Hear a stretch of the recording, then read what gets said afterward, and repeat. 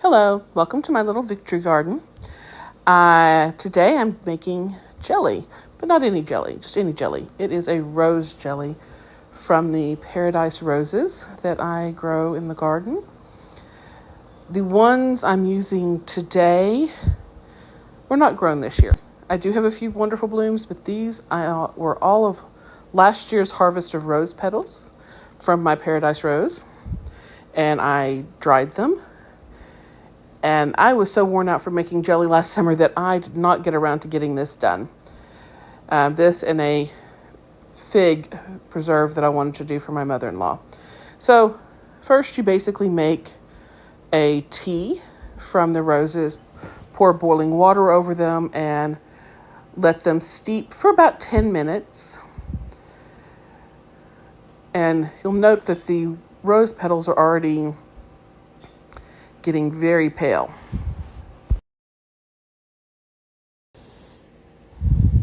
So the next step, of course, is to strain the tea into the saucepan. I have seen some recipes where they had kept the rose blossoms in there, but I wasn't sure I was quite up to that just yet. This is the first time I've ever had a rose jelly, and certainly the first time I've ever made one. But I was trying to press out as much of the tea as I could. You can see it's kind of got a light tea color. And then after adding the lemon juice, which is about 2 tablespoons worth, and 4 cups of tea, it really kind of intensified the flavor. I will say I probably should have brought this back up to a full boil before adding the pectin, but it did seem to work out okay. I'm adding it a little bit of a time, trying to avoid it clumping too much as I am putting it into the rose tea.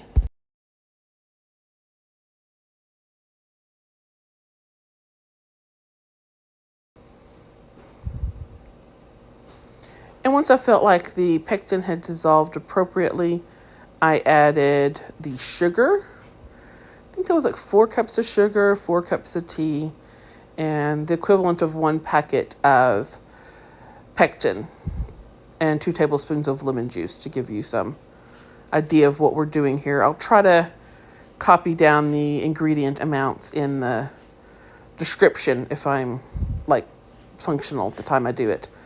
And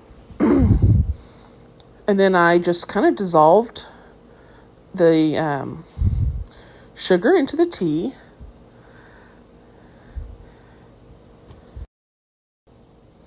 And then I just let it simmer for a few minutes. It really didn't take very long to make this. Near the end of the process, a film kind of started to develop over the top, which I started to scrape off and then just realized it was easier to do it once I poured it into the jars.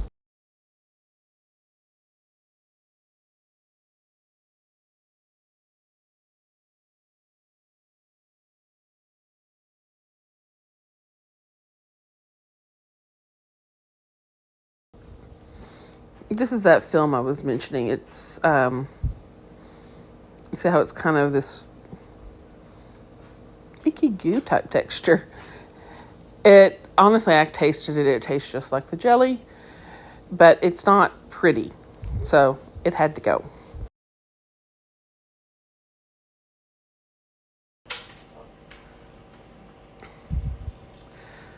So I just ladled the jelly into my sterilized mason jars.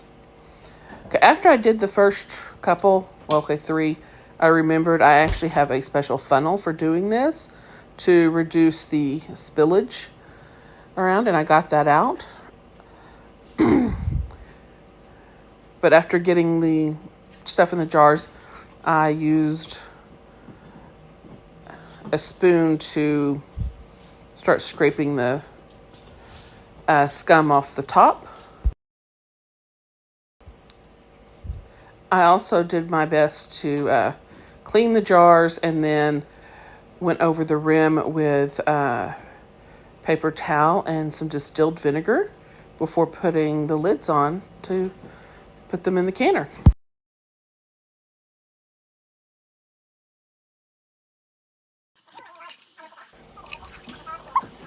And like most jellies, this just needed a water bath can for about 10 minutes.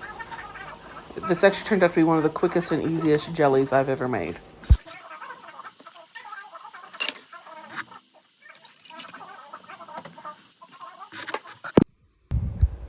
So in the end, I ended up with 3 1-cup jars and 5 half-cup jars.